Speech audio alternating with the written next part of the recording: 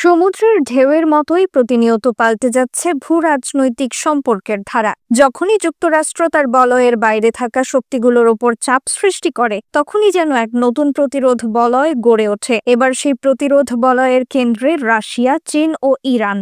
ভ্লাদিভস্টকের নীল জলরাশিতে শুরু হয়েছে maritime cooperation 2025। Russia ও চীনের যৌথ এই নৌ মহড়া পশ্চিমাদের উদ্দেশ্যে এক রূঢ় বার্তা।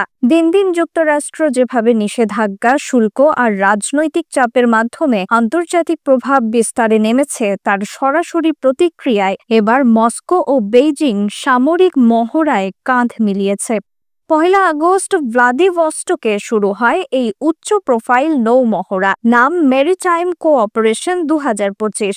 এই মহড়ায় অংশ নিয়েছে চীনা নৌবাহিনীর 2টি যুদ্ধজাহাজ, একটি সাবমেরিন এবং 2টি উদ্ধারকারী ও সহায়তা জাহাজ।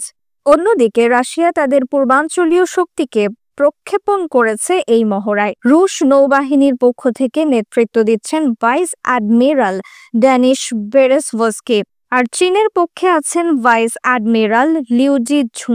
এই মহড়া শুধুই একটি প্রশিক্ষণ নয়, এটি একটি বার্তা সেই বিশ্ব শক্তিকে যারা বারবার ইরান, চীন এবং রাশিয়ার বিরুদ্ধে নিষেধাজ্ঞা খড়গ তুলে ধরেছে। রুশ প্রতিরক্ষা মন্ত্রণালয়ের ভাষ্যমতে এই মহড়ার মূল উদ্দেশ্য হল শত্রুপক্ষের বিরুদ্ধে যৌথ প্রতিরক্ষা সক্ষমতা বৃদ্ধি এবং সমুদ্র অঞ্চলের শান্তি রক্ষা করা। এদিকে মহড়ার পেছনে আরেকটি তাৎপর্যপূর্ণ বাস্তবতা রয়েছে। সম্প্রতি মার্কিন প্রেসিডেন্ট ডোনাল্ড ট্রাম্প সরাসরি হুমকি দিয়েছেন চীনকে, যদি বেইজিং রাশিয়া থেকে জ্বালানি তেল আমদানি চালিয়ে যায় তবে চীনের উপর আরোপ করা হবে অতিরিক্ত শুল্ক। কিন্তু ট্রাম্পের হুমকিকে এক প্রকার উপেক্ষা করেই এবার রুশ নৌ মহড়ায় অংশ নিয়েছে চীনের যুদ্ধজাহাজ।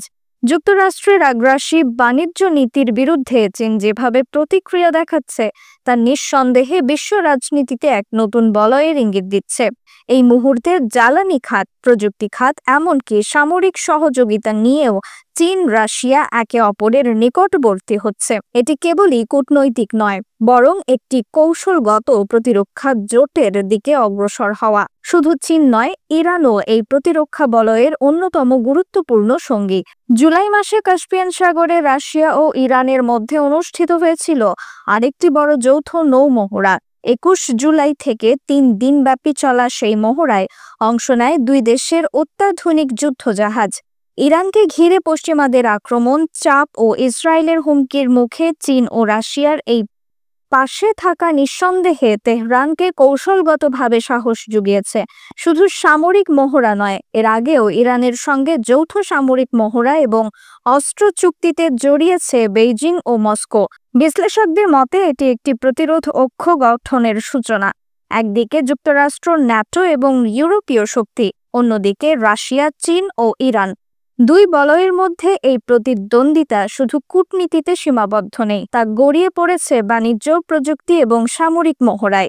যুক্তরাষ্ট্রের জন্য এটি এক গুরুত্বপূর্ণ চ্যালেঞ্জ, কারণ একদিকে ইউক্রেন যুদ্ধের কারণে রাশিয়াকে কোণঠাসা করার চেষ্টায় ব্যস্ত ওয়াশিংটন, অন্যদিকে চীনের সাথে বাণিজ্য যুদ্ধ এবং দক্ষিণ চীন সাগরে উত্তেজনা ক্রমেই বেড়ে চলেছে। তার ওপর ইরানের পরমাণু কর্মসূচি এবং মধ্যপ্রাচ্যের ইসরায়েলের চাপ যুক্তরাষ্ট্রকে একাধিক ফ্রন্টে যুদ্ধ করতে বাধ্য করছে।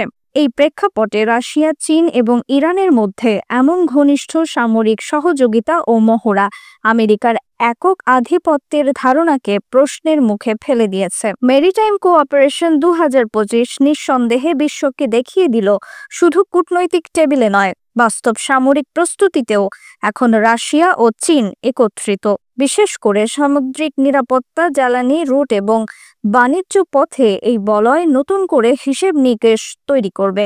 বিশেষজ্ঞরা মনে করছেন ভবিষ্যতে ভারত মহাসাগর, দক্ষিণ চীন সাগর বা মধ্যপ্রাচ্যের এই ধরনের যৌথ মহড়া বাড়বে। ইরান, চীন এবং রাশিয়া শুধু সামরিক প্রদর্শনী করছে না, তারা একটি নতুন বিশ্ব ব্যবস্থার দাবি জানাচ্ছে, যেখানে পশ্চিমা আধিপত্যের অবসান ঘটিয়ে প্রতিষ্ঠা করা হবে বহুপক্ষীয় শক্তির ভারসাম্য। বিশ্ব রাজনীতি এক নবদিগন্তে প্রবেশ করছে।